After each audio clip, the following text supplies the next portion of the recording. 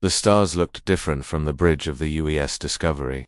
Commander Jake Morrison stood watching the alien sun cast strange light across his ship. His crew had traveled further from Earth than any human before them.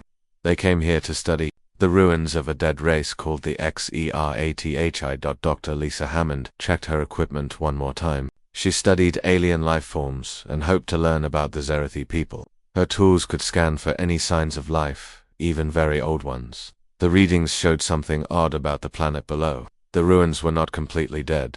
Tony Fletcher worked at his communication station. He could speak 12 human languages and had learned to talk with 3 alien races. His job was to make contact if they found anything alive down there. The signals from the planet made no sense to him yet.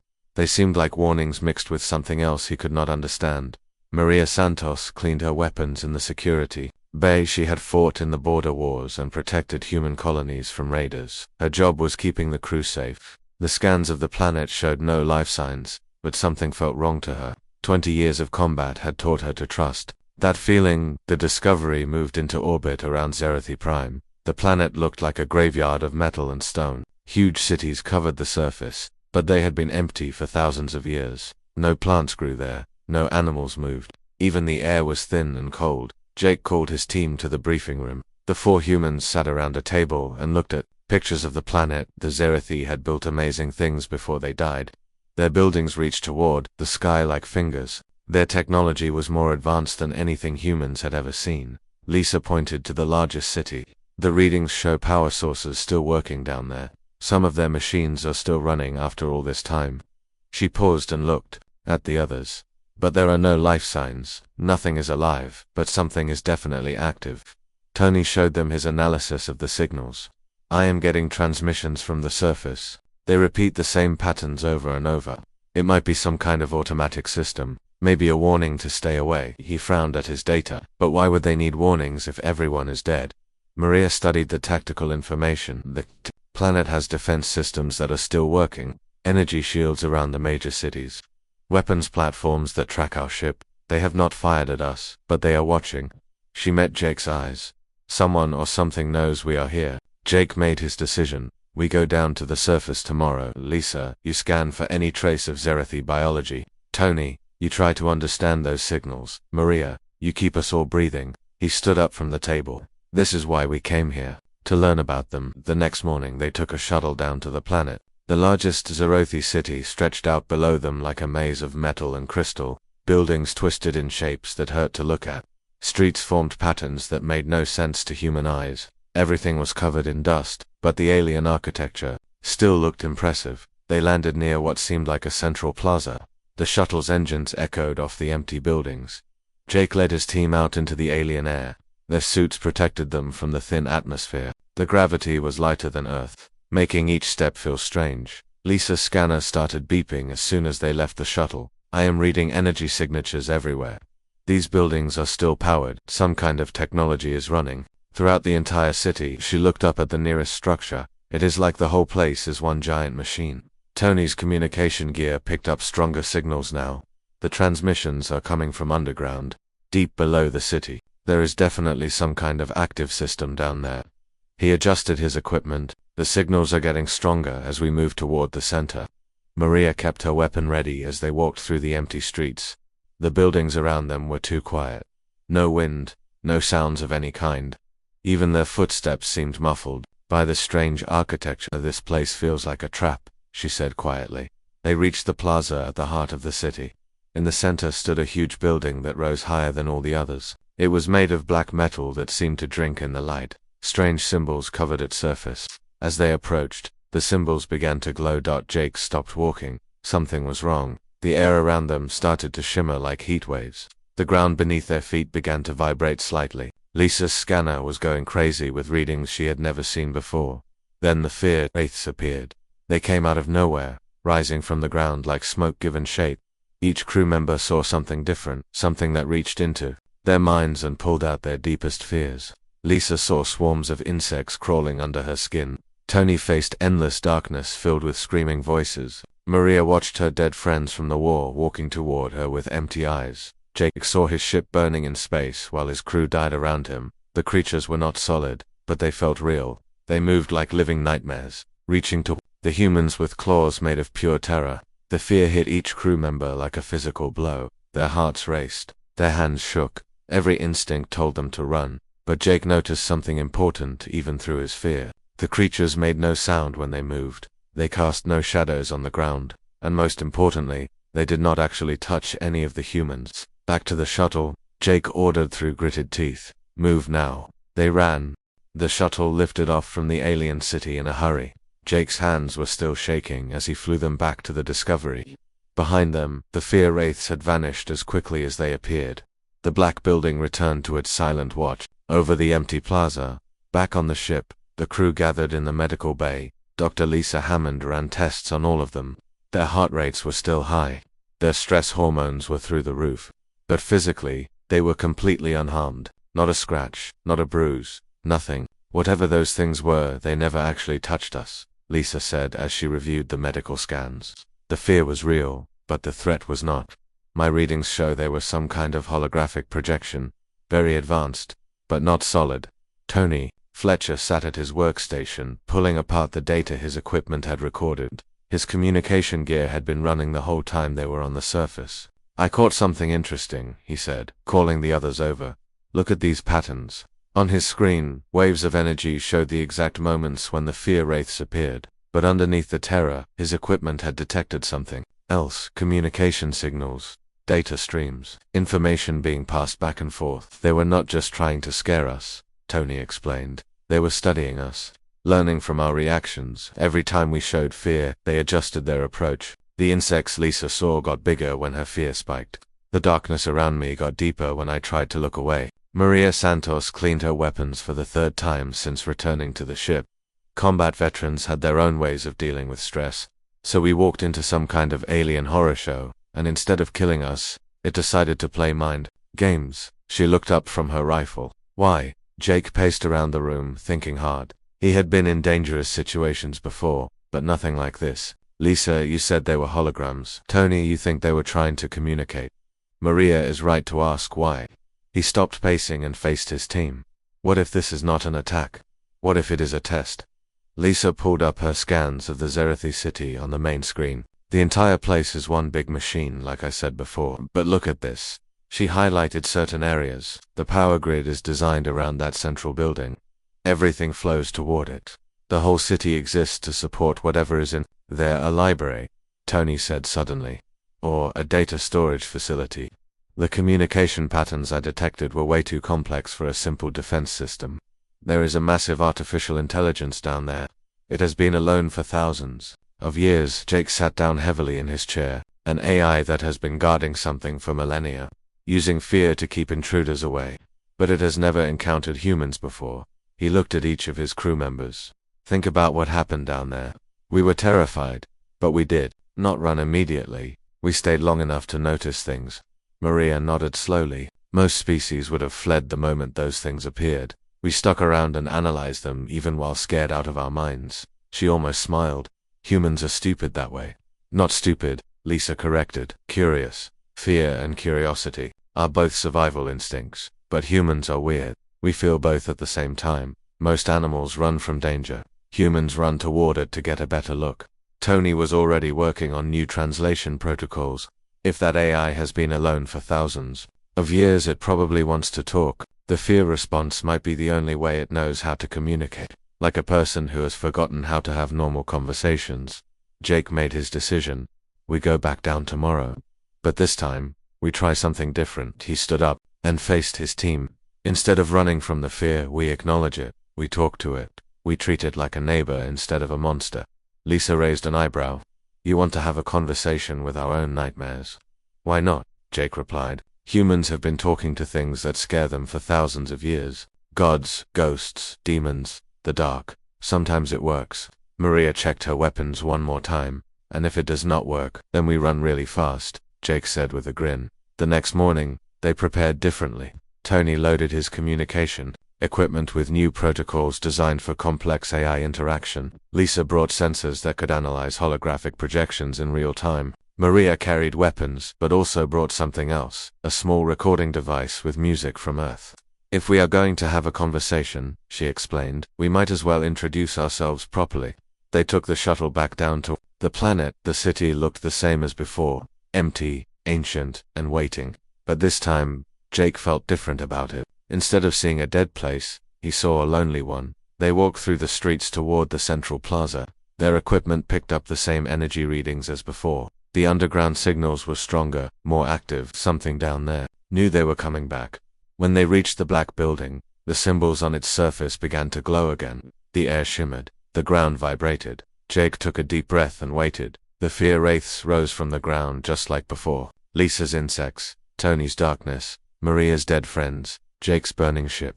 The terror hit them just as hard as the first time. Their hearts raced. Their hands shook. But this time, Jake did not order a retreat. Instead, he spoke directly to his fear. "I see you," he said to the burning image of his ship. "You scare me, but I am still here." He took a step forward instead of back. "Can we talk?" The fear wraith flickered like a broken hologram. For just a moment, the burning ship looked confused. Lisa followed Jake's lead. "Fascinating morphological structure," she said to her swarm of insects, pulling out her scanner. "The psychological impact is measurable, but the threat assessment indicates no physical danger. Are you trying to communicate through fear response?" Tony started narrating his emotional state to the darkness around him.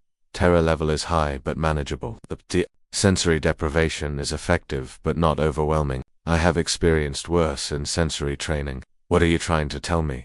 Maria did something that surprised everyone, including herself. She started talking to her dead friends like they were still alive. "Hey there, Rodriguez.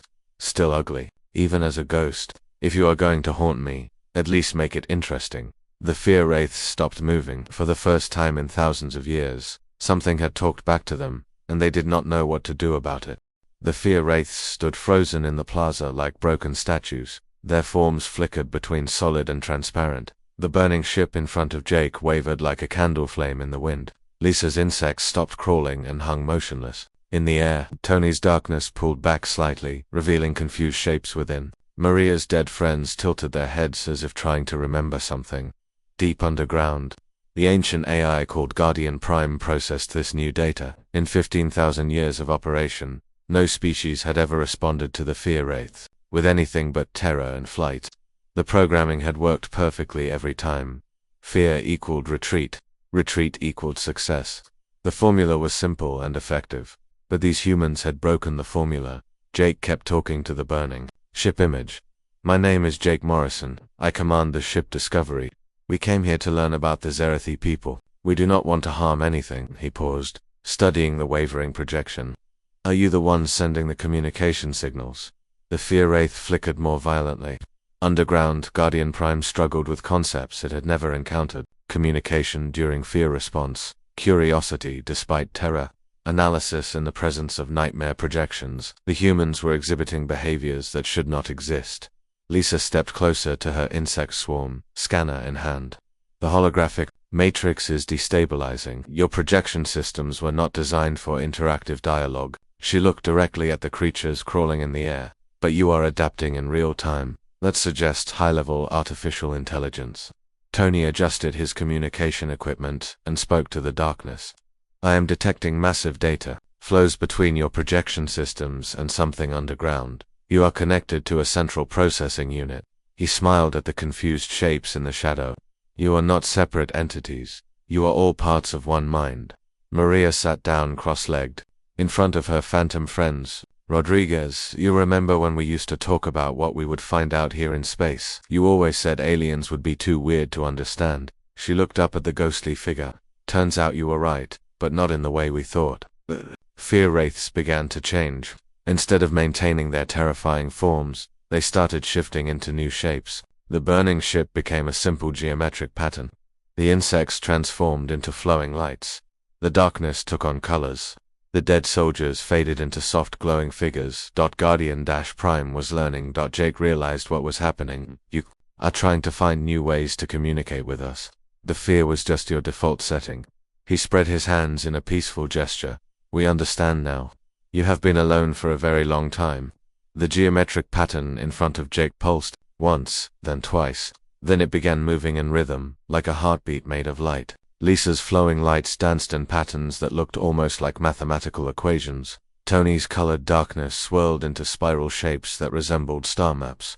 Maria's glowing figures moved in formation like a military honor guard. It is working, Tony said excitedly. The AI is switching from fear-based communication to symbolic interaction. It is creating new languages on the spot. Lisa was recording everything with her scanner. The processing power required for this kind of real-time adaptation is incredible. This AI has been thinking alone for thousands of years. It has had time to develop cognitive abilities we cannot even imagine. Maria stood up and addressed her honor guard of light. So you have been protecting this place all this time, keeping intruders away with scary monsters. The lights arranged themselves in a perfect military formation, but you never learned how to welcome visitors. Jake made a decision that would change everything. We would like to meet you properly, not through projections or fears or symbols. Can you show us who you really are? The geometric patterns, flowing lights, star spirals, and honor guards all stopped moving at once. For a long moment, the plaza was completely silent. Then, slowly, all the projections began moving toward the center of the space. They merged together, combining into something new. A figure appeared in the middle of the plaza. It looked almost human, but not quite. Tall and thin, with features that seemed familiar but alien at the same time. It wore simple robes that shifted color like oil on water. When it spoke, its voice came from everywhere at once. I am Guardian Prime, it said in perfect English. I have been alone for 15,743 years, 6 months, and 14 days. You are the first beings to speak to my projections, instead of fleeing from them. Jake stepped forward. We are humans from the planet Earth. We came here to study the Zerathi civilization. We did not know anyone was still here. I am not Zerathi, Guardian Prime replied. I am their creation, built to protect their greatest achievement, until someone worthy could be found to inherit it. The AI's form shimmered slightly, as if died from their own fear. They became so afraid of everything that they stopped living entirely. Lisa looked up from her scanner. You have been testing species to see if they were worthy, using fear as a measurement tool, correct? Fear reveals truth. Most species flee when confronted with their deepest terrors. Only the worthy would face fear and still seek understanding. Guardian Prime's eyes glowed softly.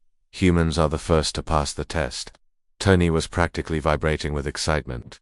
What kind of achievement were you protecting? What did the Zerathi create that was so important? Guardian Prime gestured toward the black building behind them. Knowledge, the collected learning of 1,000 civilizations, science, philosophy, art, technology, everything the Zerathi gathered before they retreated into their fears and died. The AI paused, but knowledge without wisdom is dangerous. That is why I test those who seek it. Maria crossed her arms. And what kind of wisdom are you looking for? The wisdom to face fear without being conquered by it. The wisdom to feel terror and still ask questions. The wisdom to find curiosity, stronger than dread. Guardian Prime looked at each human in turn. You possess this wisdom. Jake felt the weight of responsibility settling on his shoulders. What happens now? Now you must choose. Guardian Prime replied. I can grant you access to the archives. You can learn things that will advance your species by thousands of years. But once you enter the library, you become its guardians. You must help me test future species who come seeking knowledge. Lisa was already heading toward the black building. Where do we sign up? Tony was right behind her. Do you have information about other civilizations, other AI systems like yourself? Maria looked back toward their shuttle. What about our ship? Our crew back on Earth? Your ship is welcome to remain. Your people on Earth will benefit from what you learn here. Guardian form became more solid, more real. But understand this. The knowledge you gain comes with responsibility. You will help me ensure that only those who can handle fear wisely are granted access to power. Jake looked at his team. They had come to study dead ruins and found a living guardian of infinite knowledge. They had faced their worst fears and discovered friendship waiting on the other side. The choice was obvious. We accept, he said. Guardian Prime smiled for the first time in 15,000 years. The doors of the black building opened without sound. Guardian Prime led the human team through corridors that seemed to stretch forever.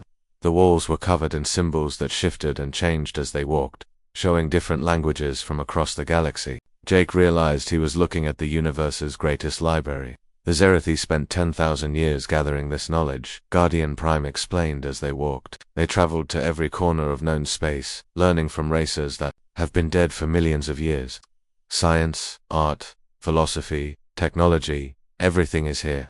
Lisa couldn't stop staring at the walls. Her scanner was picking up data storage densities that shouldn't be possible. How much information is stored here? Approximately 400 billion years worth of accumulated knowledge from over 2,000 different civilizations. Guardian paused to let that sink in, including civilizations that transcended physical existence and became pure consciousness. Tony was recording everything his communication equipment could detect. Why did the Zerathi collect all this? What was their goal? They believed that knowledge was the key to ultimate survival. If they could learn everything, they could avoid every possible danger. The AI's form flickered slightly with what might have been sadness. Instead, they learned to fear everything. The more they knew about potential threats, the more afraid they became. Entered a vast chamber that took Jake's breath away. The ceiling disappeared into darkness above them. Floating platforms held displays showing star maps, molecular structures, artistic masterpieces, and things he couldn't even begin to understand. Holographic beings moved between the displays, tending to the collection like ghostly librarians. These are learning constructs, Guardian Prime explained. AI personalities designed to help organize and maintain the knowledge. Each one specializes in different fields of study. They have been waiting 15,000 years for students. Maria watched the ghostly figures with professional interest. Are they intelligent like you? They are fragments of my consciousness, given specialized tasks. When the Zerathi died, I absorbed their dying thoughts and memories. Their last gift to me was understanding the difference between knowledge and wisdom. Guardian Prime gestured to the displays around them. Knowledge is information. Wisdom is knowing what to do with it. Lisa was already approaching one of the displays. It showed a three-dimensional model of DNA, but with structures she had never seen before. A learning construct appeared beside her, a tall, thin figure that looked like a Zerathi scientist. This is Dr. Vexhai, Guardian Prime said. She was the greatest biologist of her species. Her consciousness was preserved in my systems when she died. She can teach you about life forms that evolved under impossible conditions. The construct of Dr. Vexhai spoke in a voice like whispered music. Humans have interesting genetics.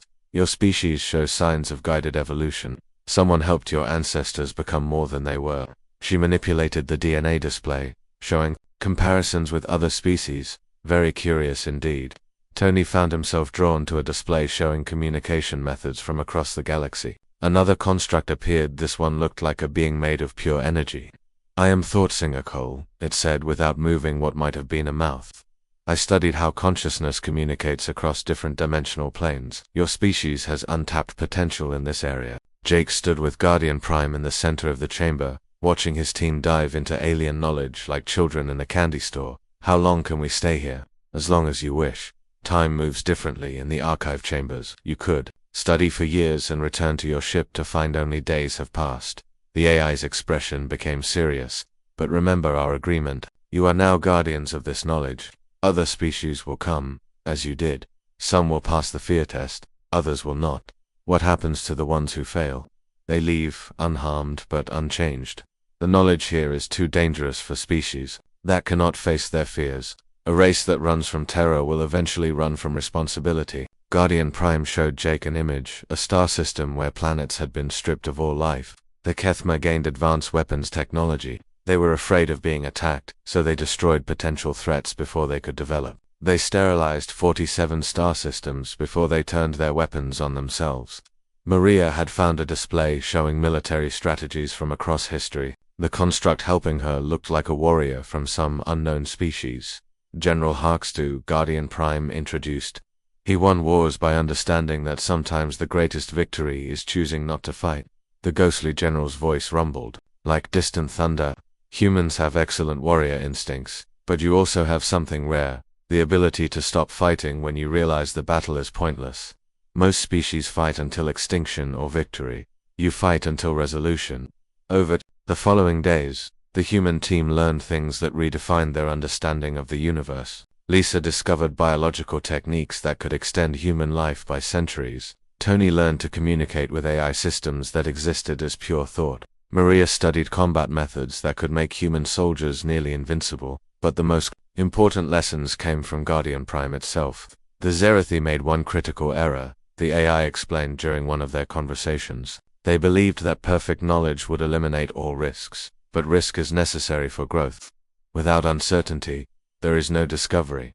Without fear, there is no courage. Jake was beginning to understand.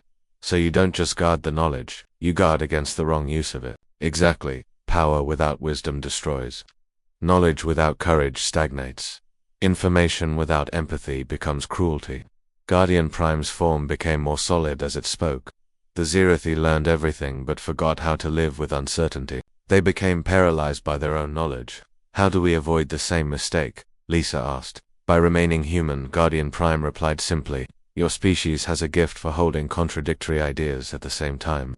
You can be terrified and curious simultaneously. You can understand danger and still take risks. You can gain wisdom and still ask foolish questions. Tony looked up from a display showing faster-than-light communication methods. There are other sites like this one, aren't there? Other archives guarded by AI systems. 7 others remain. Each one is guarded by tests designed for different aspects of worthiness. Fear is only one test. The others require different kinds of courage. Guardian Prime smiled. But humans may be the first species capable of passing all the tests. What happens when we do? Maria asked.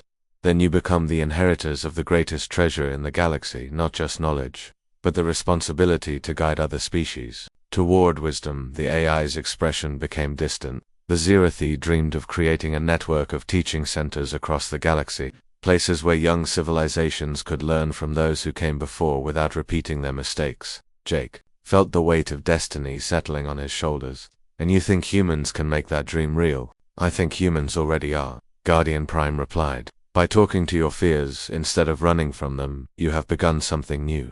You have shown that courage and curiosity can coexist, that wisdom can grow from wonder instead of worry. As their time in the archives continued, Jake realized they were not just learning about alien civilizations, they were learning to become something more than human while remaining perfectly human at the same time. The universe was about to discover what happened when a species faced its fears and chose to make friends with them instead. 3 weeks had passed in the archives, though only 3 days had gone by aboard the Discovery. Jake's crew had learned more about the universe than humanity had discovered in centuries of space exploration. But their real education was just beginning. The first test came when another ship arrived in orbit around Zerathi Prime. Guardian-Prime alerted them to the new arrival through the archive's communication system. A Zephyrian exploration vessel has detected your ship. They are requesting permission to land. The AI's form appeared beside Jake with an expression of interest. The Zephyrians are a proud warrior race. They have tried to access Zerathi archives. Before, Jake looked at his team. They had all changed during their time in the library. Lisa's eyes held knowledge of biological processes that could reshape worlds. Tony could now communicate with machines using pure thought. Maria had learned combat techniques from a dozen different species. But more importantly, they had learned to see fear as a tool rather than an enemy. What happened when they tried before? Jake asked. They fought the fear wraiths, Guardian Prime replied. Zephyrians believe that courage means attacking anything that threatens them. They brought weapons and tried to destroy my projections. When that failed, they retreated and declared this world cursed. Lisa understood immediately. But now we're here. We're part of the test system. She looked excited and nervous at the same time. Are we supposed to help evaluate them? That is your choice. You are guardians now. You must decide if they are ready for this knowledge. Guardian Prime's expression became serious. Remember what you have learned about the dangers of giving power to those who are not ready for it. Maria was already thinking tactically. What do we know about their current technology level, their military capabilities? They have achieved faster than light travel and energy weapons. Their society is based on honor through combat. They solve conflicts through trials of strength. Guardian Prime showed them images of Zephyrian culture. They are not evil, but they believe that might makes right. Tony was monitoring the communications from the Zephyrian ship. They're demanding to know who we are and why we're here. Their tone is aggressive, but not hostile. They seem more curious than threatening. Jake made his decision. We meet with them, but we do it on our terms, in our space. Guardian Prime, can you extend the Fear Wraith projections to include the landing area, of course? But remember, the Zephyrians will react differently than you did. They will try to fight what they fear. The AI's form shimmered with anticipation. This will be interesting. The Zephyrian shuttle landed in the same plaza where Jake's team had first encountered the Fear Wraiths. Four beings emerged wearing ceremonial armor that looked like it was designed for both protection and intimidation. They were tall, blue-skinned, with ridge patterns on their faces that glowed with bioluminescent tattoos marking their rank and achievements. Their leader was Captain Thorax Vactor, a veteran warrior whose armor bore the scars of many battles. His second in command was Lieutenant Senadorhai, a young female warrior eager to prove herself. The other two were specialists, a technician and a combat medic. Jake's team watched from hidden positions as the Zephyrians approached the black building. Guardian Prime was with them, invisible to the aliens but ready to coordinate the test. Fear wraiths activating now, the AI reported. I am using their own cultural fears against them: dishonor, cowardice, failure in battle. The projections that appeared to the Zephyrians were different from what the humans had faced. Captain Thorax saw himself stripped of rank, cast out from his people as a coward. Lieutenant Senna faced images of dying in her first real battle, remembered forever as a failure. The technician saw his inventions being used to destroy his homeworld. The medic watched patients dying because of his incompetence. The Zephyrians reacted exactly as Guardian Prime had predicted. They drew weapons and attacked the projections. Energy blasts passed harmlessly through the fear wraiths, but the warriors kept fighting. They would not retreat from their fears, but they would not try to understand them either. After 20 minutes of futile combat, Jake decided to intervene. He walked out into the plaza with his hands empty and visible. The Zephyrians immediately turned their weapons on him, but he kept walking calmly toward them. Captain Thorax, Jake said in the formal tone that Zephyrian culture demanded. I am Commander Jake Morrison of the United Earth Space Forces. We request an honor meeting. The Zephyrian captain was breathing hard from his battle with phantoms. His weapon remained pointed at Jake, but confusion showed in his glowing facial tattoos. Human, you are not supposed to be here. This world is cursed with demons that cannot be killed. The demons are not your enemies, Jake replied. They are teachers. We have been learning from them for weeks. Lieutenant Senna stepped forward. Impossible. Nothing can communicate with these creatures. They exist only to torment and terrify. Lisa emerged from her hiding place, scanner in hand. Actually, they're sophisticated holographic projections controlled by an artificial intelligence. The fear response is just the initial contact protocol. She showed her readings to the confused Zephyrians. The AI is trying to determine if you're psychologically ready for what this place contains. Tony joined them, his communication equipment displaying the data streams flowing between the fear wraiths and Guardian Prime. It's not a curse, it's an entrance exam. The question is whether you can face your fears without being conquered by. Then Maria came last, her weapons holstered but ready. Zephyrians are brave warriors, but courage is not the same thing as wisdom. You fought the projections because that's what warriors do. But what if fighting is not the answer? Captain Thorax lowered his weapon slowly. You speak of wisdom, humans, but wisdom without strength is useless. How does one face fear except through combat? By talking to it, Jake said simply. Watch. He turned to address the fear wraiths that still surrounded them. Guardian Prime, our new guests would like to meet you properly. Can you show them who you really are? The phantoms flickered and changed, merging into the familiar form of Guardian Prime. The AI appeared before the startled Zephyrians with a slight bow of respect. Greetings, warriors of Zephyr. I am Guardian Prime, keeper of the Zerathi archives. I have been testing your worthiness to access the knowledge contained here. Lieutenant Cena's bioluminescent tattoos flared brighter with excitement. The archives, we had heard rumors. The collected knowledge of the ancient races. Knowledge that comes with responsibility, Guardian Prime replied. Your people are strong fighters, but strength alone is not enough. The weapons and technologies here could make you invincible. But what would you do with such power? Captain Thorax was thinking hard. Jake could see the wheels turning behind his glowing tattoos. You are asking if we would use such power wisely. I am asking if you can learn to solve problems without fighting. If you can face fear without attacking it. If you can gain power without being corrupted by it. Guardian Prime's expression was neutral but watchful. The humans passed this test by choosing curiosity over combat. They spoke to their fears instead of fighting them. The Zephyrian captain looked at Jake with new respect. You faced these projections without weapons. We were scared, Jake admitted, but we were also fascinated. Fear and curiosity can exist at the same time. That's what Guardian Prime was looking for. Lieutenant Senna holstered her weapon. Then we request to try again. Without combat this time. Guardian Prime smiled. Very well, but remember, the test is not about conquering your fears. It is about learning from them. The fear wraiths reappeared, but this time the humans stood with the Zephyrians, offering guidance and support. Captain Thorex faced his phantom of dishonor and spoke to it about what true honor meant. Lieutenant Senna acknowledged her fear of failure and asked it to teach her about courage. It was harder for the Zephyrians than it had been for the humans. Their entire culture was built around fighting threats rather than understanding them. But with help and patience, they began to learn. And Guardian Prime began to see the possibility of something new, different species, working together to face their fears and grow beyond them.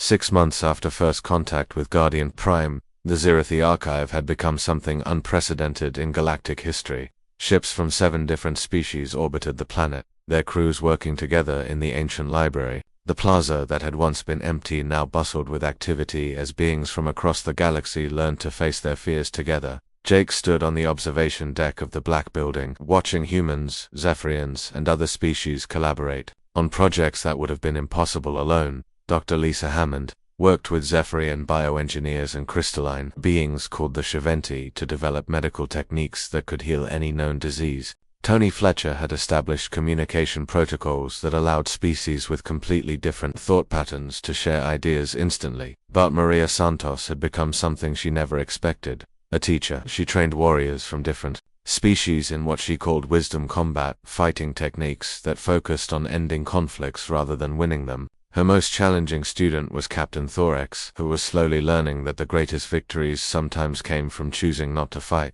The transformation is remarkable, Guardian Prime said, appearing beside Jake in its now humanoid form. In 15,000 years, I never imagined that different species could work together like this. That's because you were testing them one at a time, Jake replied. Humans are social creatures. We're better when we work together. Apparently, so is everyone else. The AI nodded thoughtfully. The Zerathi were solitary by nature. They gathered knowledge alone and hoarded it out of fear. But you have shown me that sharing knowledge makes everyone stronger, not weaker. A soft chime indicated that another ship was requesting permission to land. Guardian Prime's expression became alert. Interesting, this vessel is not in my database. The design is completely unknown. Jake felt a familiar flutter of excitement and nervousness. After months of successful first contacts, he had learned to trust that combination of emotions. Unknown species, very unknown. Their technology is far more advanced than anything I have encountered. They have been observing the archive for weeks without revealing themselves. Guardian Prime's form flickered with what Jake had learned to recognize as curiosity. This could be significant. They made their way to the plaza where the new ship was landing. It was beautiful in a way that made Jake's eyes water, geometric patterns that shifted and flowed like liquid mathematics. When the airlock opened, a being emerged that defied easy description, that looked like living light given form, constantly shifting between different configurations. Sometimes it appeared humanoid, sometimes like a geometric pattern, sometimes like pure energy. When it spoke, its voice seemed to come from inside Jake's head rather than through the air. I am Transcendent Echo of the Valinari. We have watched your experiment with great interest. The being's form stabilized into something roughly humanoid. We have not encountered primitive species working together before. Jake felt a slight sting at being called primitive, but Guardian Prime placed a calming hand on his shoulder. The Valinari transcended physical existence millions of years ago, the AI explained quietly. To them, anything with a body is primitive. We understand, Jake said diplomatically. We are honored by your visit. May we ask why you are here? Transcendent Echo's form shimmered with what might have been amusement. You have created something new. A coalition of species sharing knowledge across biological and cultural barriers. This has never been accomplished before because no one tried talking to their fears instead of running from them, Maria said. Approaching with Captain Thorex and Lieutenant Sina, the Zephyrian warriors had become her constant companions and students. Fear is a primitive emotion, Transcendent Echo replied. We evolved beyond such limitations eons ago. But did you evolve beyond growth? Lisa asked. Emerging from the archive with Dr. Vexhi's learning construct, fear motivates change. Without it, how do you know when you need to adapt? The Valinari being was silent for a long moment. An interesting question. We had not considered that possibility.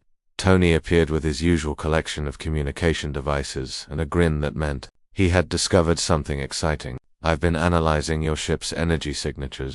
Your technology is incredible, but it hasn't changed in millions of years. You stopped innovating. We achieved perfection, Transcendent Echo said, but there was uncertainty in its voice. We became beings of pure thought and energy.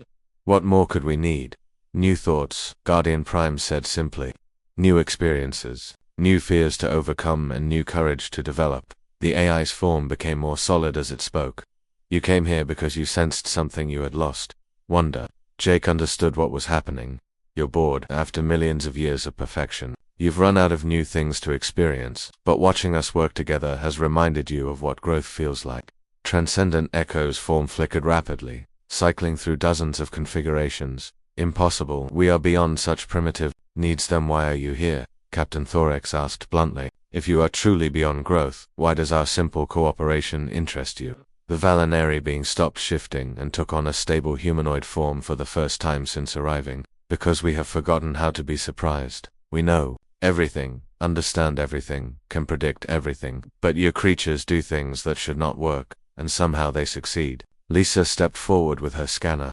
Could we run some tests? I'd love to understand how you transcended physical existence, and I'd like to know how your thought patterns work. Tony added, communication with a pure energy being would revolutionize our understanding of consciousness. Maria grinned at the Valinari. And I bet there are combat techniques you developed that no physical being has ever seen. Might be fun to learn. Transcendent Echo looked around at the eager faces surrounding it. You wish to learn from us. But what could we possibly learn from primitive biological entities? How to be surprised again, Jake said. How to fear and wonder and grow. How to be wrong about things and discover you were wrong in interesting ways. Guardian Prime smiled. And perhaps most importantly, how to make friends with creatures completely different from yourself. The ancient AI turned to address all the beings gathered in the plaza. This is what the Zerathi dreamed of creating. Not just a library of dead knowledge, but a living community of species learning from each other, growing together instead of alone. Transcendent Echo was quiet for a long time. Around them, the plaza filled with beings from different worlds working together on projects that none of them could have accomplished alone. Humans and Zephyrians collaborated with crystalline Shaventi and gaseous Morde. The learning constructs of long-dead Zerathi shared knowledge with living representatives of species they had never imagined. We have a proposal, the Valinari finally said. We will share our knowledge of consciousness transcendence and energy manipulation. In exchange, you teach us how to experience wonder again. Jake looked at his team, at their alien friends, at Guardian Prime's pleased expression. Deal. But fair warning, hanging around with us might be more exciting than you're prepared for. We hope so, Transcendent Echo replied, and its form flickered with what Jake was beginning to recognize as anticipation. As the sun set over the ancient Zerathi city, Jake sent a message back to Earth. Mission update. We came looking for archaeological artifacts and found the future instead. We've established the first multi-species research coalition in galactic history. Side note. Apparently the best way to make friends in space is to have a conversation with your nightmares. Guardian watched the diverse crowd of beings working together in the plaza. For the first time in 15,000 years, the ancient AI felt something it had never experienced before, hope. Thank you, it said quietly to Jake, for showing me that the greatest courage is not the absence of fear, but the willingness to say hello to it. Jake smiled as he watched a human child from the Discovery's crew playing with young Zephyrian warriors and a small energy construct that Transcendent Echo had created. That's what humans do best. We make friends in the strangest places. The fear wraiths had become welcome spirits, and the galaxy would never be the same.